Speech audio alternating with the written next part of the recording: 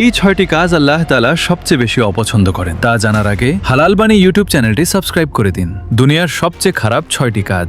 Number 1, তাকাব্বুর করা। রাসূলুল্লাহ সাল্লাল্লাহু আলাইহি ওয়াসাল্লাম বলেছেন, যার হৃদয়ে সরিষার দানা পরিমাণও অহংকার থাকবে সে জান্নাতে প্রবেশ করতে পারবে না। নাম্বার 2, মিথ্যা বলা। কোরআনে আল্লাহ তাআলা বলেছেন, মিথ্যাবাদীদের ওপর আল্লাহ লানত বা অভিশাপ। নাম্বার 3, ঘুষ নেওয়া ও দেওয়া। রাসূলুল্লাহ সাল্লাল্লাহু আলাইহি ওয়াসাল্লামের মতে ঘুষদাতা ও ঘুষ গ্রহীতা উভয়ই জাহান্নামী।